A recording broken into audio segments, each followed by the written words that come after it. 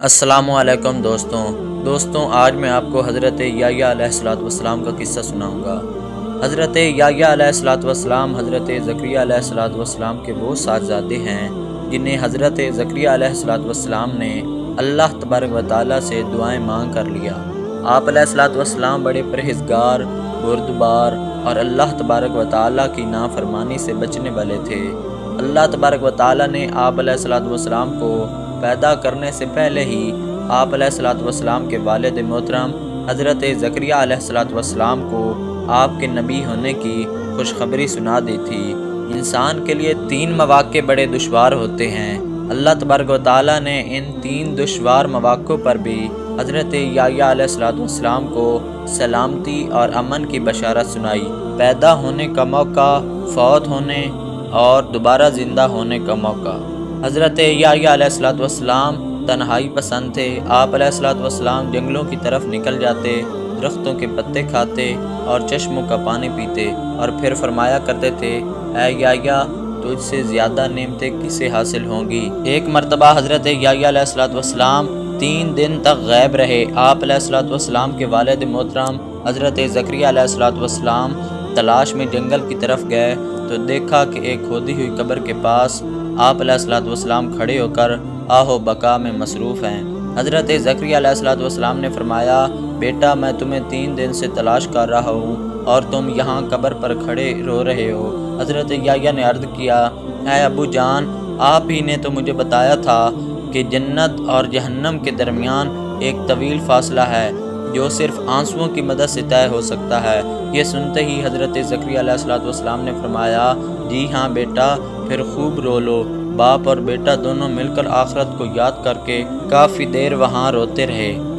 حضور پاک صلی اللہ علیہ وآلہ وسلم نے ارشاد فرمایا، اللہ تعالیٰ نے حضرت یحییٰ علیہ السلام کو حکم دیا کہ 5 باتوں پر عمل کرو اور بنی اسرائیل کو بھی ان پر عمل کرنے کی تلقین کرو۔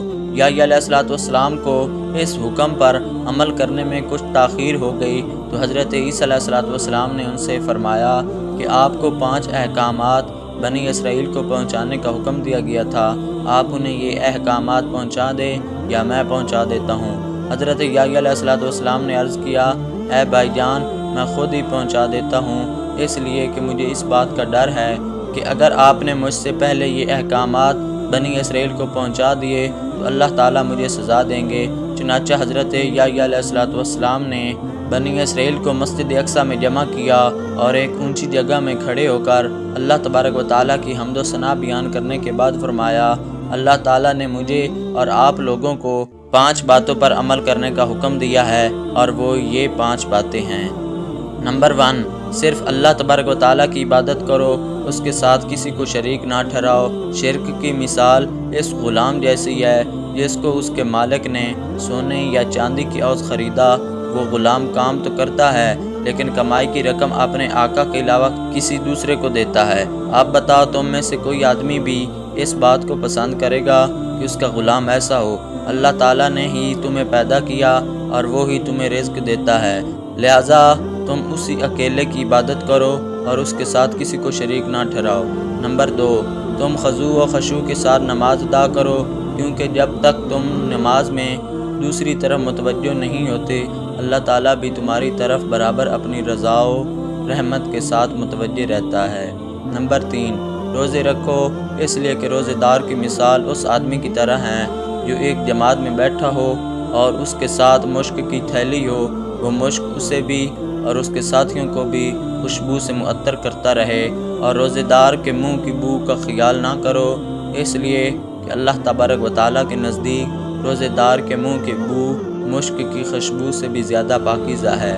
نمبر 4، اللہ تعالیٰ کے عطا کردہ مال میں سے صدقہ دیا کرو، اس لیے کہ صدقہ دینے والے کی مثال اس آدمی کی طرح ہے جسے دشمنوں نے اچانک پکڑ لیا ہو اور اس کے ہاتھوں کو گردن سے باندھ کر مقتل کی طرف لے جا رہے ہوں، اور وہ نا امیدی کی حالت میں یہ کہے، کیا یہ ممکن ہے کہ میں مال دے کر اپنی جان چھڑا لوں؟ پھر وہ اپنی کچھ چیزیں فدیہ میں دے کر دشمنوں سے جان چھڑا لے۔ نمبر 5، دن رات کثرت سے اللہ کا ذکر کیا کرو۔ معراج کے دوران آپ صلی اللہ علیہ وسلم کی دوسرے آسمان پر حضرت یحییٰ اور حضرت عیسیٰ علیہ السلام سے ملاقات ہوئی۔ آپ صلی اللہ علیہ وسلم نے انہیں سلام کیا، انہوں نے سلام کا جواب دیا، پھر آقا علیہ السلام کو دونوں نے خوش آمدید کہا۔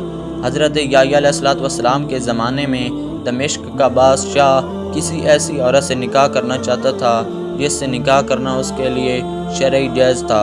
اس نے یحییٰ سے یہ مسئلہ پوچھا، آپ نے ارشاد فرمایا اس عورت سے نکاح کرنا آپ کے لیے حلال نہیں ہے۔ حضرت یحییٰ نے منع کیا تو وہ عورت ناراض ہو گئی۔ جب اس عورت نے محسوس کیا کہ بادشاہ اس پر فریفتہ ہو چکا ہے، بادشاہ نے ایک آدمی کو بھیجا جو آپ کو شہید کر کے آپ کا سر ایک تھال میں رکھ کر لے آیا اور ملکہ کے سامنے پیش کر دیا۔ سر اس حالت میں بھی یہ کہتا رہا کہ یہ عورت بادشاہ کے لیے حلال نہیں ہے۔ آخر کار وہ عورت زمین میں دھنسا دی گئی۔